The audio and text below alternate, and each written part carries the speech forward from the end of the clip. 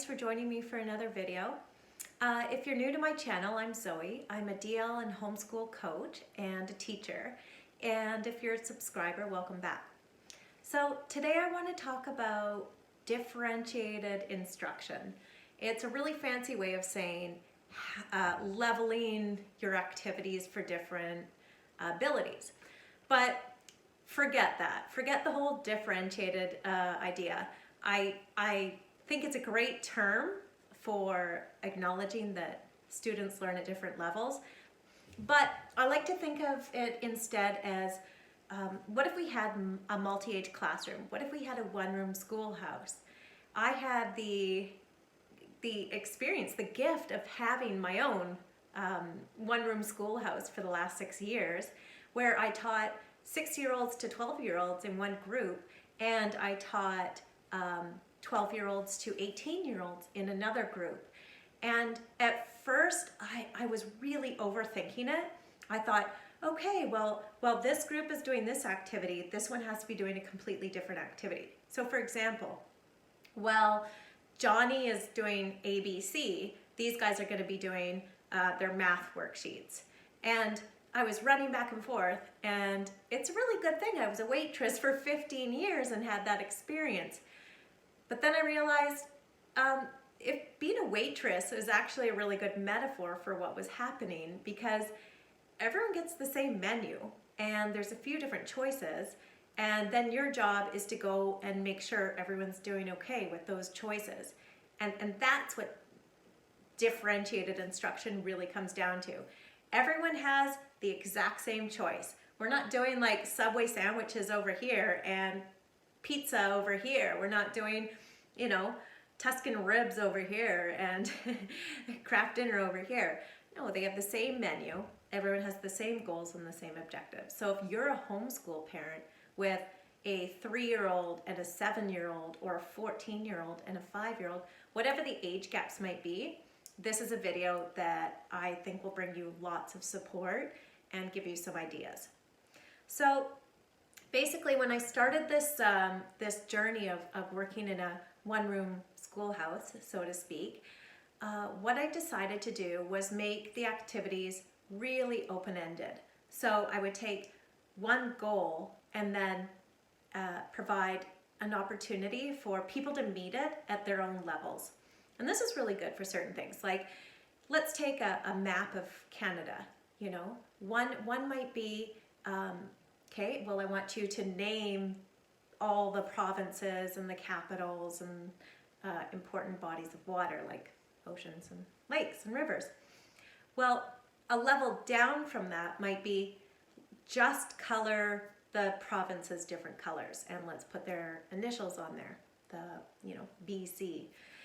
A level down from that would be let's just color different parts of the country, and so taking out the writing part. So that's a really basic way of leveling activities to meet different needs. And of course you can add levels up.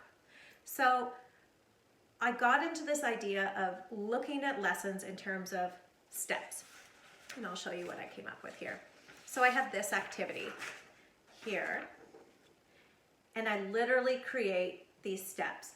And once I started to do that, it became really easy. I'm going to go back to that in just a sec, to create lessons. It was really fast. So this book is available on zomacreative.ca under our literacy section, or you can send me an email with specific requests. So this is our reading and writing groups, and I've called it leveled, and it's just another way of saying differentiated if you're looking for that. Basically what I did was look at Bloom's taxonomy, another really fancy term, but Bloom's taxonomy says, okay, at our very core, we learn by watching and copying. A really great story that I heard was my friend Elizabeth said, you know, in our culture, if you want to teach somebody to fish, the first time we go, they just stand on the shore and watch you out there fishing. And then next, you'll get into the boat and you'll watch me fish from the boat. Next, you might hold the rod with me, and I'll show you how when you're pulling on a catch, there's a little bit of a struggle that happens, but I'm gonna help you. Next time, you do it yourself. And that is basically what Bloom's taxonomy is all about, what leveled learning is all about. And you can use it in a grade 7 classroom with all your grade 7s, or you can use it in a multi-age classroom, whatever that age gap might be. So I've broken it down into 4 areas.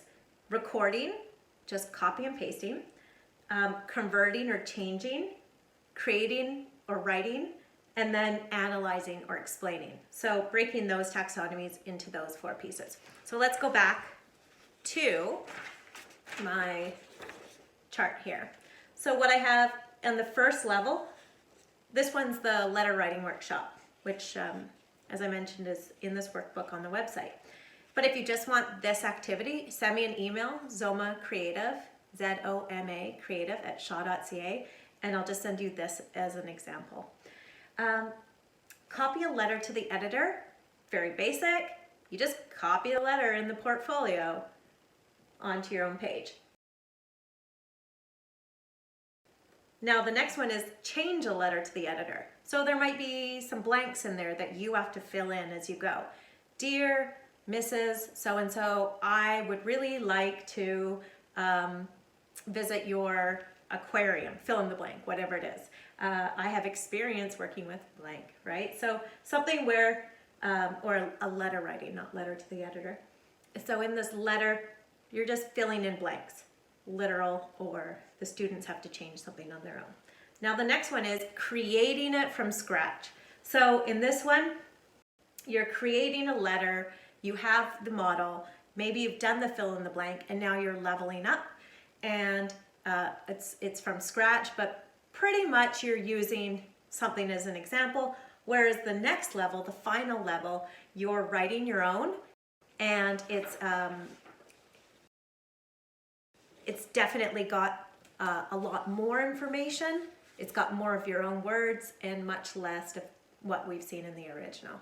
Here's another example.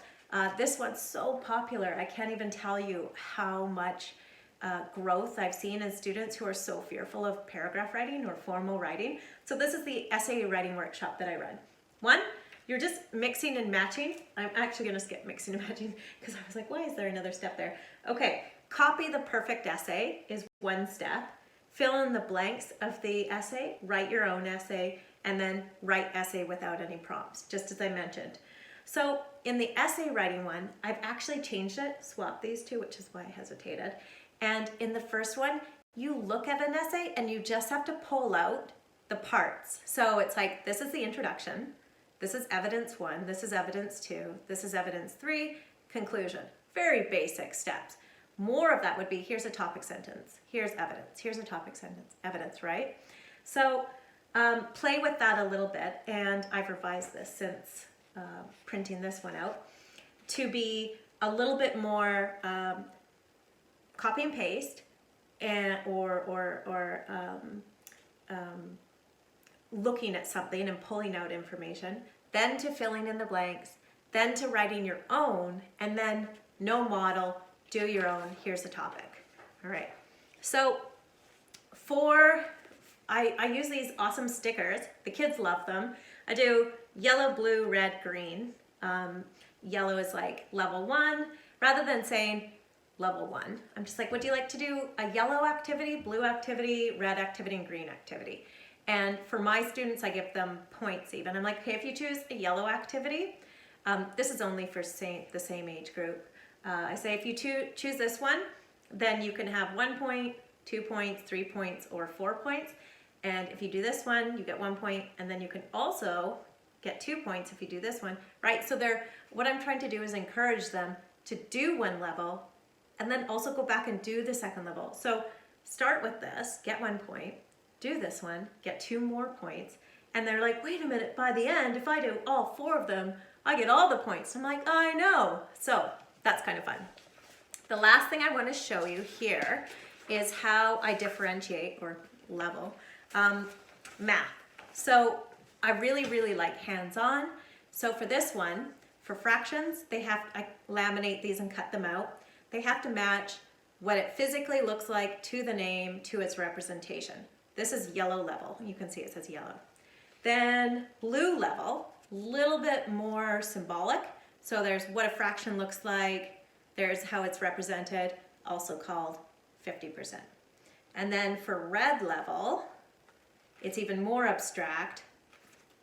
It's numbers. So 1 equals this decimal equals this percent.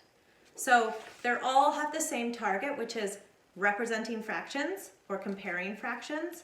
And then they just understand, they have to match them up and write it on a worksheet. So that's a really quick introduction to leveling activities. And if you're working with multiple ages, then this is a really great place to start, just by taking the exact same lesson and starting with where you want them to end up, and then strip away some pieces. Just strip away, the very basics. Even when I'm working with students on writing activities, level 1 is almost always copy and paste. Always copy and paste off a board, off a worksheet, out of a book.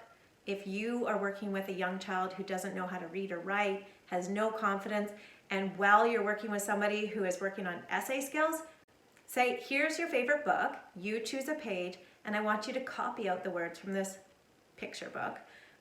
You copy out the words. I'm going to give you some more tips and tricks though on leveled reading and writing that you can do especially if you have a wide gap between your children, to keep them all at the table together or all engaged together. And that's going to come up in my next video, so be sure to check us out. Like and subscribe and give us some feedback so that